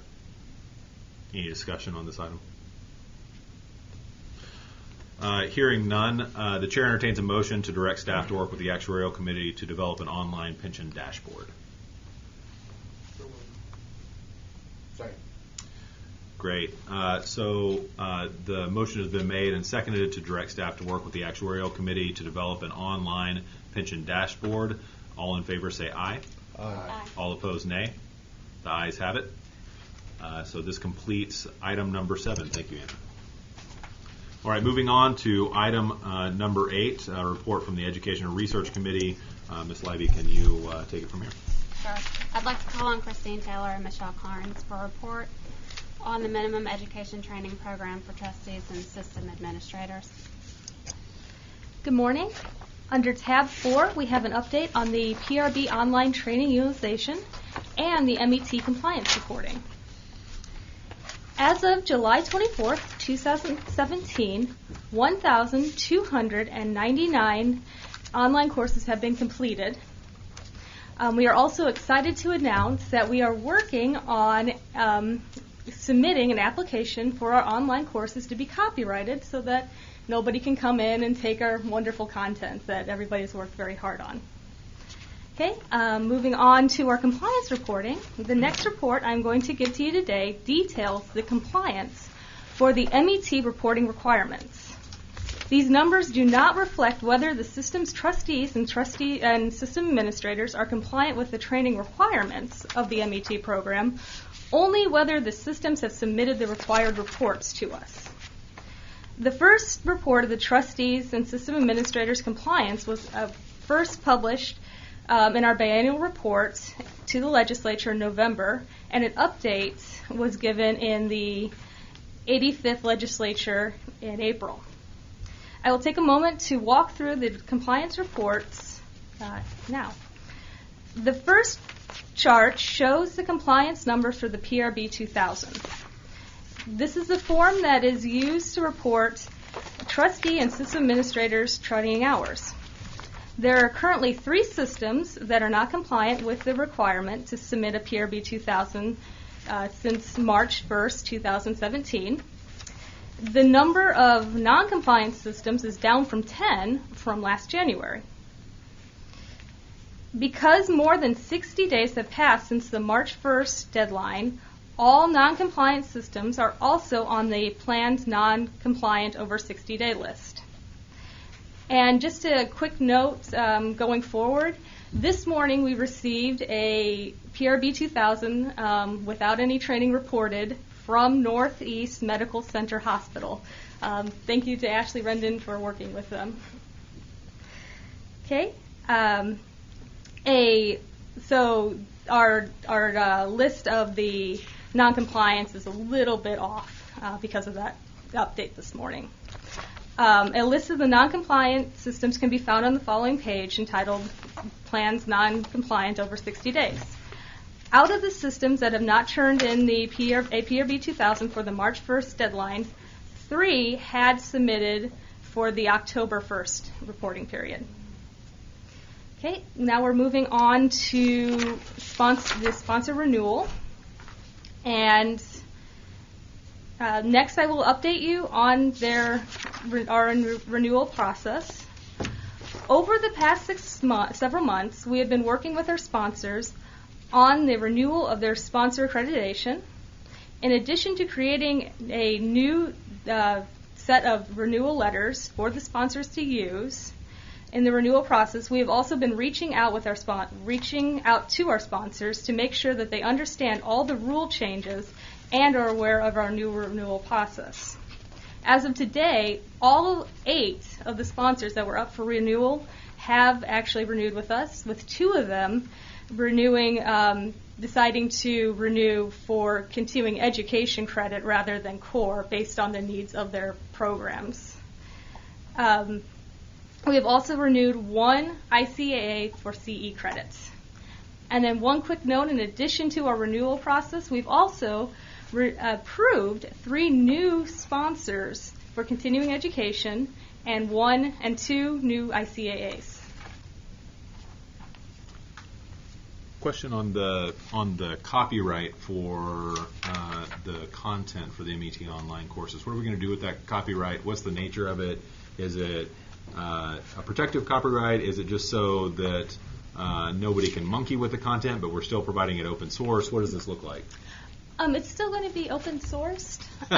Monkey with is a technical term, by the way. It's only understood by those in the tech community. So basically, it's a protective one. And Michelle has a little bit more information. Not much at all, only to say that the way you characterized it, I would say, is correct, so that it can't be outright stolen. I think it would allow us to be credited if it were used, but open source will remain. And I think it's entertaining that the description of the copyright for a state agency is a literary work, so we will have, I think, literature to our credit for about 100 years. Great. Be sure to add that to your CV. I have a question, please. What is the timeline of the copyright? When will we have it? We are working on finalizing it right now, so we hope within the next couple weeks or so. Really? Mm-hmm. And does it cover the entire, all of the curriculum we've developed? Yes, it covers our content. Because we used a secondary, the SoftChalk program, it won't cover the courses. It covers the content itself in the courses.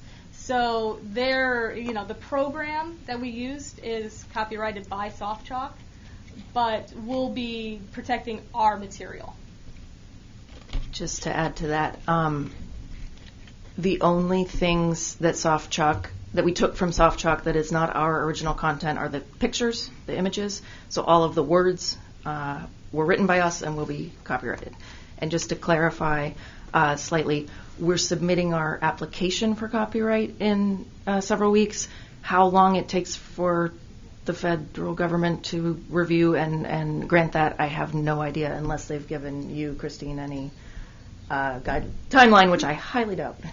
They say 6 months, but that's, I think that's a conservative estimate for them. And the outcome of getting the copyright designation would be that for those who want to use our materials, they just have to credit the PRB. Is that right? That's my understanding. Anu, you mentioned during the discussion of legislation pertaining to Dallas Police and Fire Fund that there's a training requirement for that board. That is correct. How is that different than what we have already? I believe the training requirement for the Dallas Police and Fire Board would go beyond what we have with our 7 hours of core. And I can provide additional information to you on that okay. if you'd That's like. interesting, because presumably all these new members would have to take our MET and then possibly something beyond that.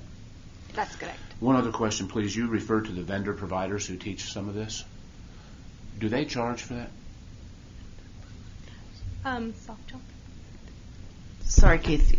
Is there somebody else who's teaching the MET? Yes. The other sponsors. I'm sorry, I wasn't understanding. Yes. Yep. Do they charge boards to do that? Yes. For example, TexFers charges for their conferences. Yes. Okay. Are there sponsors who are not TexPers, who are investment consultants or other kinds of consultants? Yes. Yes. Mm-hmm. Retirement systems. They provide training to their board members. I'm thinking about private sector service providers. We do have private service providers that are sponsors with us, especially for continuing education. They get a designation as being an MET sponsor? Mm-hmm. Do we charge them for that designation? No. We give it away? Yes. Okay.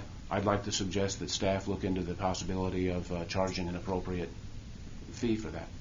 We're providing something of value to them. We can certainly look into that. Thank you. Yep.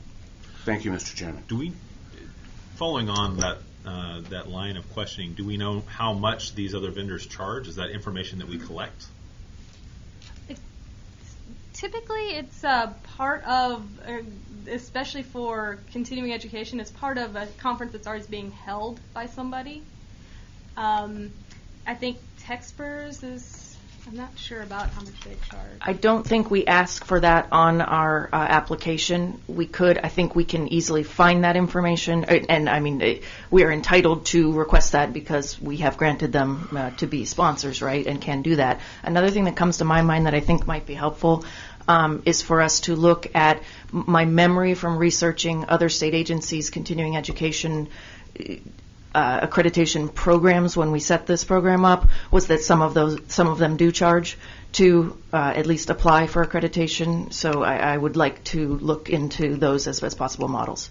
I would suggest that we add to the questions that we ask these other providers, that we ask them private or public sector, so nonprofit or kind of corporate provider, that we ask them how much they pay, and we ask them if they do business with pension plans within the state. Happy to do that.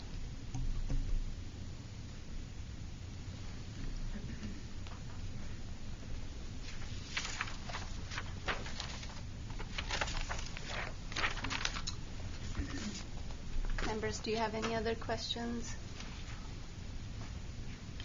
Yeah, are there any other questions from board members on this?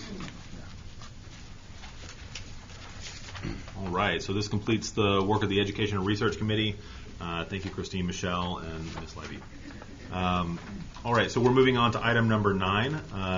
We're going to discuss and confer updates to the board bylaws, and Anu is going to lead that discussion.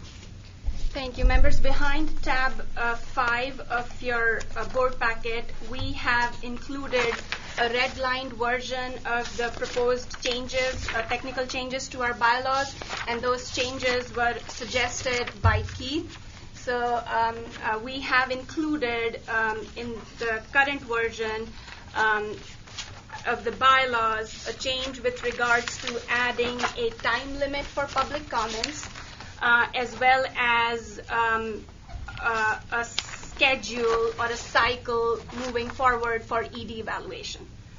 And we do have a motion for those changes, and I would turn over to Keith if he has any additions or thoughts.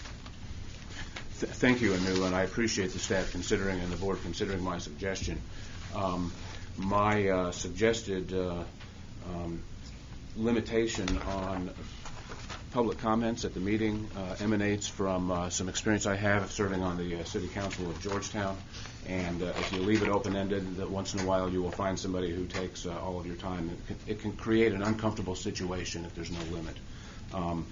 I would suggest that we extend the proposed 2 minutes to 3 minutes. I think some people have difficulty saying hello in 2 minutes. So 3 minutes, I think, might be a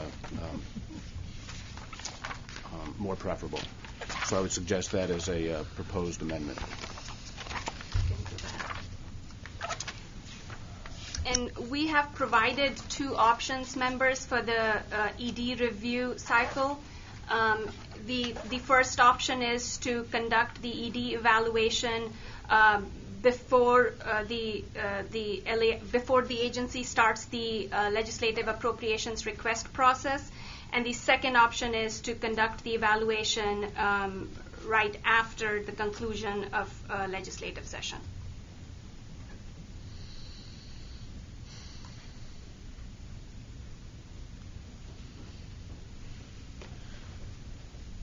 Mr. Brainerd, do you have any preference between these 2 options? No, sir. I think either are fine in my view. My initial reaction to these is that it might be best to do this immediately following legislative session, just because of the amount of work that goes into that, and because following a legislative session there's a little bit more staff time, and our board schedules are likely to be a little bit lighter. And so it gives us time to really consider that, if that makes sense, but happy to have other considerations as well. I had the exact opposite thought. I think my preference would be to do it in the even number of years prior to, solely based on the premise that we're at the mercy of the legislature to the extent that any raise in salary would be given in connection with, or at least sought in connection with, a performance evaluation. So to the extent that those 2 would go hand in hand, not that they necessarily have to, I think it would be better to have a current director evaluation before we go into legislative session. Yeah, I think I'm inclined to, like Stephanie mentioned, to go for before the legislative session, just because it's also going to be part of the review that we're going to make on this ED to see what the ED did. So I think it's a very significant part of the ED's work. And so that will enable us to evaluate what it is that the ED has done. To do it before the legislative session. So, Ms. Leiby, your key consideration is aligning our review with any budgetary requests that would be made in the legislative session. Make sure that we're kind of current on our performance evaluation for our executive director at that time. I'm fine with that. I don't have any strong preferences here. It seems like it's just a matter of a few months difference. Under the odd-numbered year, we'd presumably be doing it about now or in the next few months, and under the even-numbered year, we'd be doing it in the first few months of the year. I agree with that. Having said that, I think, and Melissa can correct me if I'm wrong, but since we're scheduled to go into executive session in a little while, in an odd-numbered year, it may be better to either postpone a vote on the bylaw or at least make it conditioned to take effect after today. For periods after 2017. Sure. I think that's a good idea, and because we don't know what action is going to come out necessarily from today's meeting, we're real close to a fiscal year break. You may want to make it effective after any vote emanating from today's motion takes effect. This way, it does not impact whatever decision the board makes today or makes relating to today's agenda item. I'm sorry, the way that I read this, it would not constrain our action today, but it could require that we do another performance evaluation. If we say in odd or in even number of years, it could require us to do a performance evaluation in 18, immediately following doing a performance evaluation now. I don't know that this would constrain any action that we take now, given that we've already initiated and we've got the materials in front of us. So I think the real consideration is whether we would be required by this change to do another performance evaluation for the ED in 18. Does that make sense? Mm-hmm. So it seems like we could say for periods after 2018. Or beginning in 2020. Beginning with calendar year 2020. If you go with the even number year, that would be the case. If that's what the motion is going to be, to go on the even, that would be one way to do that. I suggest that that's the approach that we adopt. I'm fine going even number of years. Let's just say in years beginning in 2020, or however you want to word that, Melissa. Right. Just on each even number year, beginning in 2020. Yep. Is there any other discussion of these changes to our bylaws? So, Mr. Chairman, if it's appropriate, I'd like to move the bylaws as amended, namely Section 2.22. We would revise the 2 minutes to speak to 3 minutes, and Section 4.5, we would begin that text by saying, beginning with calendar year 2020, the board shall evaluate, etc. And that's the even-numbered year choice.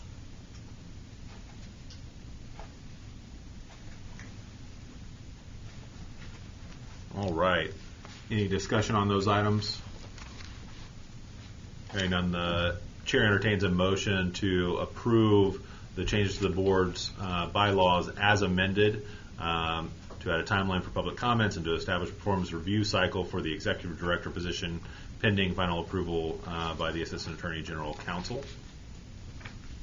So moved. Second. The motion has been made and seconded to approve the changes to the board's bylaws as amended, to add a time limit for public comment and establish a performance review cycle for the executive director position pending final approval from the Assistant Attorney General. All in favor say aye. Aye. All opposed, nay. The ayes have it. All right. Thank you, Mr. Brainerd. Moving on to item number 10, we're going to review and discuss a report from the executive director on a number of items. Members, and I will keep this report short since we are running against time. The first item on here relates to the revision of our government code pamphlet as well as the TELFRA statute. I just wanted to let the board know that we will start working on revising those code books here shortly to incorporate any changes that were made by in this legislative session. The next item on here, evaluation of PRB educational services. As part of our performance measures, which is tied to the agency budget, we are required to request our constituents to rate us on our educational services, and we report that number back to the Legislative Budget Board. So we will be creating a short survey for our constituents, and this is also a heads up to everybody, asking them to evaluate us on our educational services. Moving on, behind tab 6A, we have included a report of the end of fiscal year 2017 operating budget. It is a forecast through August 31st. The agency has stayed within its appropriated budget, and we have set aside a little bit of cushion for any unforeseen expenditures. Behind tab 6B, we have included the fiscal year 2018 operating budget, and we do have a motion for the board to approve the agency's 2018 operating budget, and the budget essentially mirrors the bill pattern or our General Appropriations Act pattern. So we are requesting the board to approve the 2018 operating budget moving forward. Mr. Chairman, I'll make a motion. I have a question, please. So I would move that the board approve the operating budget for fiscal year 2018 as presented. And my question is, was there a statewide salary adjustment for statewide employees in this year's budget? No. The salary increases were made in the last biennium, 2016-17 fiscal years. There weren't any in this Thank you. fiscal year. So I have a motion on the table, Mr. Chairman. So the motion has been made and seconded to approve the fiscal year 2018 budget as presented. Is there any board discussion? All right, so the motion is to approve the fiscal year 2018 operating budget as presented. All in favor say aye. Aye. All opposed, nay. The ayes have it. All right. Going back to you on item E here under 10. Members, there is an Attorney General's Government Law and Liability Conference coming up in September, and I wanted to make sure that we include information about that upcoming conference in your packet. The AG's office, and Melissa can speak more to it, encourages executive directors and board members to attend this conference, and we also have a motion for interested board members to attend the conference, which is going to be held in Austin, I believe, on September 6th and 7th. Yep. Sheraton here in Austin. All right, so we've got a motion to approve the attendance of interested board members at the 2017 Attorney General's Government Law and Liability Conference.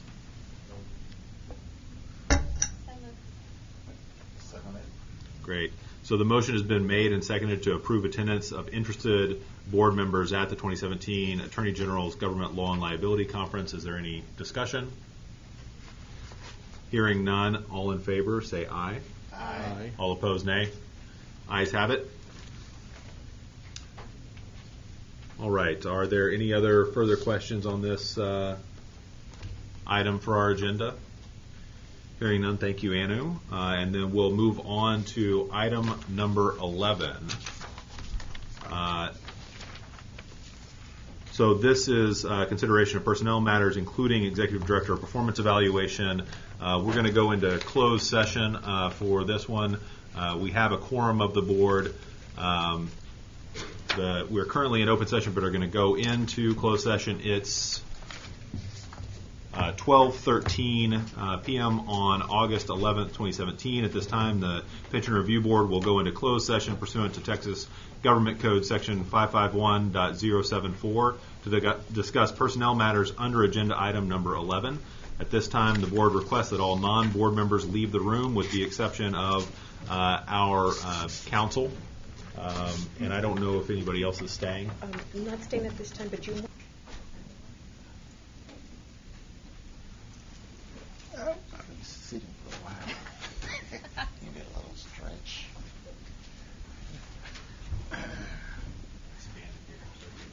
So you have 4 boys. That's good. Yeah.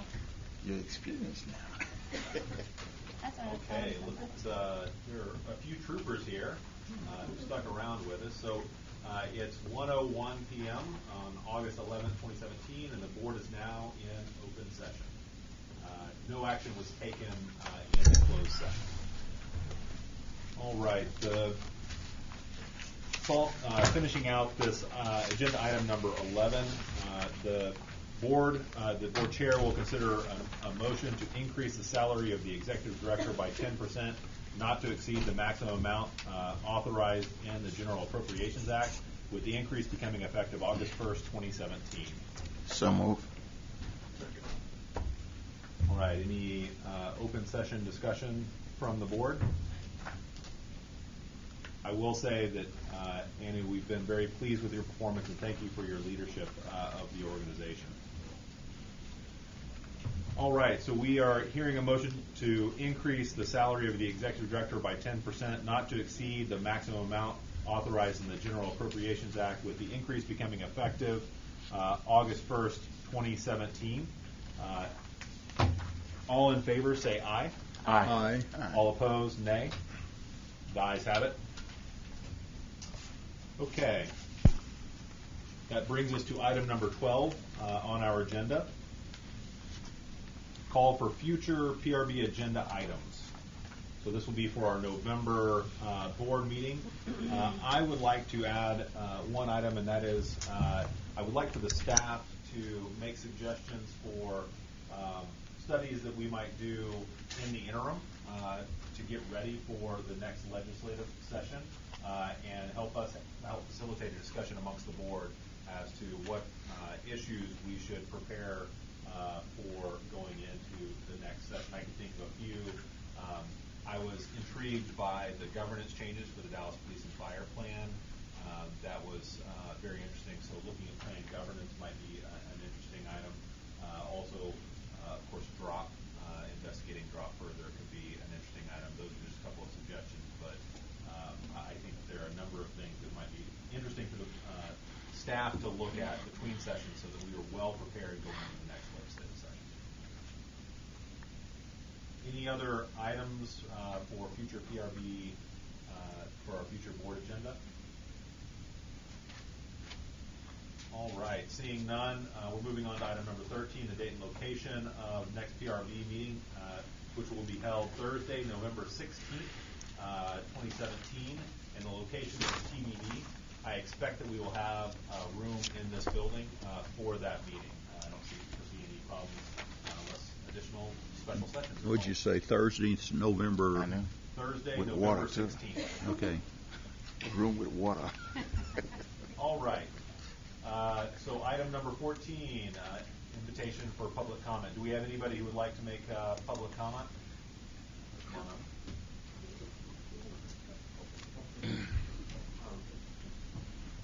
Mr. Stacy, good to see you. David Stacy from Midland Fireman's Relief and Retirement Fund. I thought it was Billy Gibbons from ZZ Top. Also with Texas. I can't play the guitar. My primary comment is I appreciate Mr. Brainerd's bringing up trying to define or at least have best practices or some term, I can't recall the term used. Principles, thank you. Best principles for plan design. But I would ask that you consider using the open forum and notice for conducting the meetings. While I know that it's cumbersome and it's a pain in the rear to get things done, it also potentially brings about consideration that might not have been fully vetted or fully considered. So I would appreciate and ask that those meetings, if you subsequently have them, that you post them and make them publicly available. Thank you. Thank you, Mr. Stacy. Good afternoon, Chairman McGee and members of the committee. Thank you for the opportunity to speak to you today. I know you know this already, but I just wanted to publicly recognize your staff for the help that they gave us during this process. Without Anu and Kenny exercising their roles in an impartial manner, their expertise, and really just tolerating a lot of things they should have never had to tolerate, we would not have been in the position we are. So I just wanted to say thank you to them and to you for allowing them to help us and your entire staff. Quickly for the record, could you identify yourself? Oh, I'm sorry. Kelly Gottschalk. I'm the Executive Director of Dallas Police and Fire Pension. Thank you very much. Thank you. Any other public comment? All right. Thank you very much. So moving on to item number 15, adjournment. So if there's no further business and no objections, the chair moves to adjourn this meeting.